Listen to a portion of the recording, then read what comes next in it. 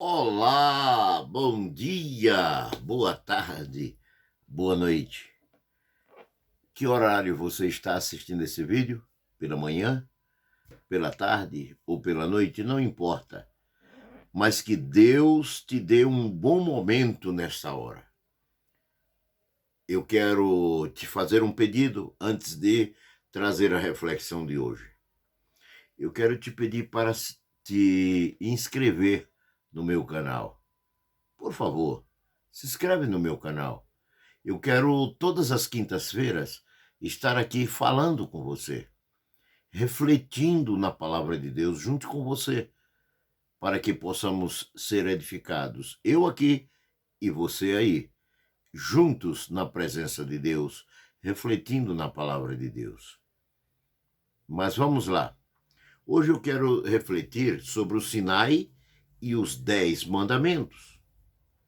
Nós podemos imaginar o caso de uma criança abandonada por seus pais, sem conhecimento algum, condenada a viver sem direção de qualquer inteligência superior, porque não tem pai e não tem mãe. Está abandonada nas ruas, por exemplo.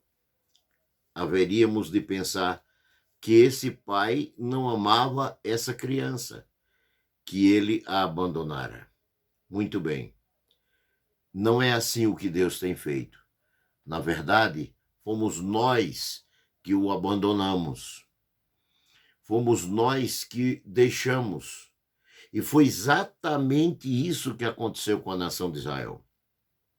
Deus, em momento nenhum, abandonou Israel, mas eles seguiram o caminho dos egípcios e se envolveram com a idolatria, se envolveram com os costumes mundanos do Egito e das nações ali existentes. Então eu gostaria de pensar nos mandamentos agora com você de uma forma diferente do que é feito tradicionalmente, apenas tirando lições do que significa os 10 mandamentos de um modo geral e também refletindo individualmente os mandamentos, se Deus assim nos permitir. Em primeiro lugar, os 10 mandamentos indicam que quem manda é Deus. E manda quem pode, e obedece quem não é doido. Não é assim que se diz? Muito bem. Deus deu sua lei a um povo remido pelo sangue do Cordeiro, pintados nos umbrais das portas lá no Egito. Deus queria ter um relacionamento íntimo com um povo especial, para preparar este povo para dele vir ao mundo o Salvador de toda a humanidade. Nós precisamos nos relacionar com Deus através de Cristo, antes de podermos dirigir nossa vida de acordo com a nossa própria vontade. Temos que dirigir a nossa vida de acordo com a vontade de Deus revelada na Bíblia Sagrada. Um terceiro aspecto que eu quero observar aqui é que como Deus trata quem obedece e quem desobedece. Deus, evidentemente, aprova a obediência, como também um pai que ama seus filhos, ele espera de seus filhos a gratidão da obediência por todo o esforço que ele faz para seus filhos prosperarem. Da mesma forma, Deus quer que você prospere, mas ele espera que você ame ele, obedeça a ele em gratidão, não por obrigação, mas em gratidão, para que ele possa te abençoar cada vez mais. Eu gostaria de observar que o Evangelho revela algumas coisas que não aparecem lá na lei de Moisés, no Êxodo capítulo 20, versículo 1 ao 17. Êxodo, capítulo 20, versículo 1 ao 17, onde estão o decálogo, como é chamado, os 10 mandamentos. Primeiro lugar, perdão. A primeira coisa que Deus prioriza é perdão. Porque Cristo morreu para nos perdoar. Para quem tem sido desobediente, porém agora arrependido, crer no Senhor Jesus Cristo como seu Salvador, ele tem de pronto perdão. Em segundo lugar, o crente não está debaixo da lei. O cristão não está debaixo da lei, diz a Bíblia, mas debaixo da graça. Romanos, capítulo 6, versículo 14. E o que é a graça? A graça é a revelação da maravilhosa misericórdia de Deus em que Cristo morreu por nós, sendo nós ainda pecadores. Muito bem. O crente, portanto, não está debaixo da lei, mas está, sim, debaixo da graça. Contudo, nós podemos aproveitar os ensinos morais da lei de Moisés e de Israel para o governo das nossas vidas. Podemos com proveito generalizar ou classificar os 10 mandamentos da seguinte forma. Primeiro mandamento, de Deus não ter outros deuses. O primeiro mandamento de Deus foi que não tivéssemos outros deuses. Deus nos proíbe de termos outros deuses. Isto é o primeiro mandamento, o que torna-se um pecado contra Deus. Segundo, não fazer imagens. Deus nos proíbe de materializar a religião. Sabe aquela história do galinho de arruda, do sal grosso? Isso é materialização da religião. A religião cristã é uma religião de fé abstrata. Não se vê, não se toca, mas se sente a fé em Deus. Para você ter fé em Deus, você não precisa de galinho de arruda, você não precisa de sal grosso, você não precisa de uma fitinha no braço. Você só precisa de crer no seu coração e confiar no Senhor Deus Todo-Poderoso.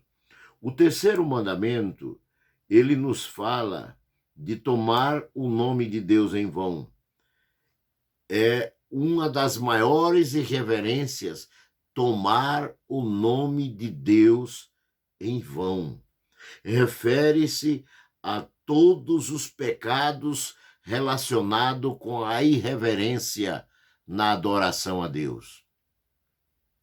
Quando as pessoas misturam, por exemplo, discoteca com culto a Deus e fazem aquele jogo de luzes, quando as pessoas misturam o altar do Senhor com palco de um teatro e se apresentam para cantar ou para ministrar a palavra como se estivesse num palco, num teatro.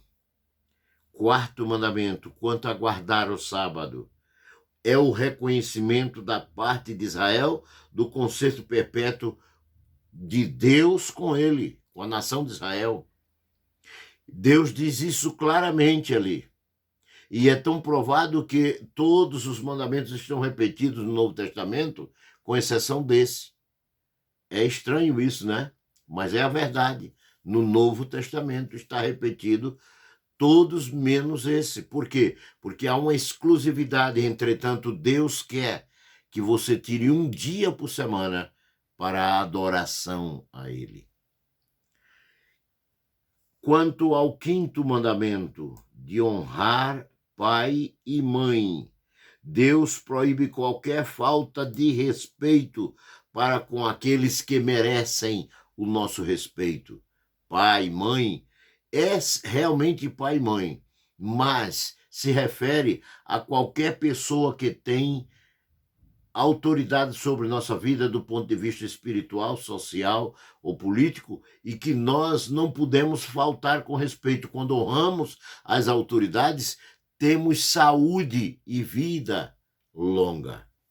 Sexto mandamento é aquele que diz: não matarás. Nisto Deus está dizendo o quê? Deus está proibindo a ofensa contra a pessoa do seu próximo. Deus não quer que você ofenda o seu próximo. O sétimo mandamento: não adulterarás. Deus reprova qualquer tipo de impureza sexual. Deus criou o sexo para o casamento, para no casamento servir de prazer, mas também de procriação e perpetuação da raça humana.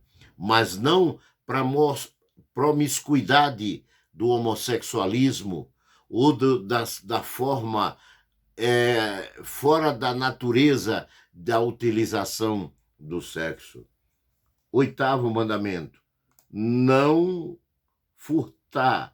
Deus proíbe ofensa contra os interesses materiais dos outros. Não furtarás, não te apoderarás do patrimônio dos outros, como faz o MST, por exemplo, que se apodera do patrimônio das pessoas, né? Então isso é pecado, apoderar-se, é roubar.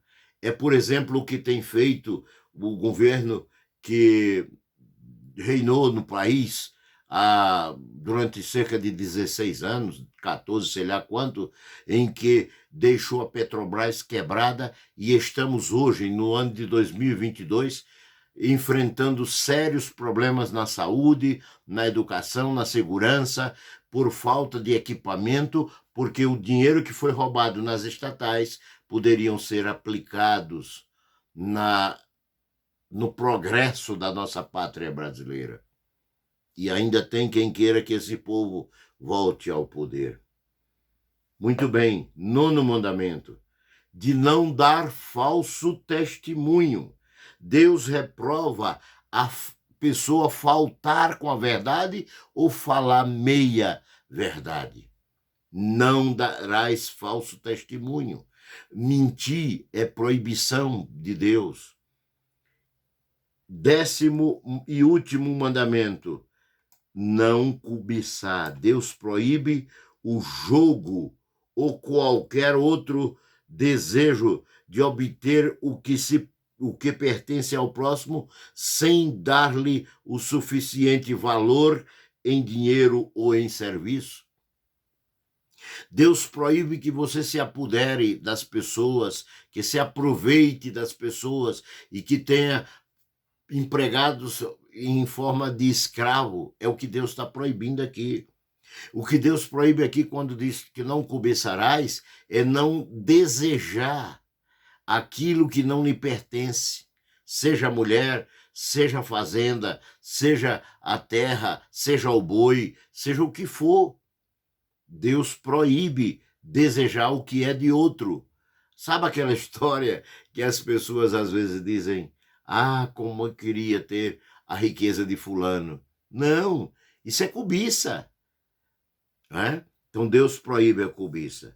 E para concluir, nós queremos ler aqui o que diz a palavra de Deus em Lucas, capítulo 10 e o versículo 27. Diz que, respondendo, Jesus disse: amarás ao Senhor teu Deus de todo o teu coração, de toda a tua alma e de toda a tua força, e de todo o teu entendimento, e ao próximo como a ti mesmo. Amarás o Senhor teu Deus acima de todos, acima de tudo. O amor a Deus tem que estar acima do amor à família, tem que estar acima do amor à esposa, do amor aos filhos, do amor ao trabalho, de amor a tudo no mundo. E ao próximo devemos amar como a nós mesmos.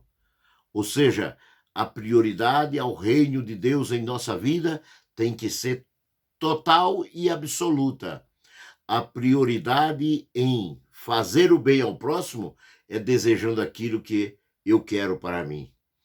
Só desejar para o próximo aquilo que eu desejo para mim.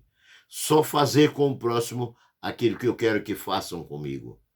Não é fácil, mas não é impossível.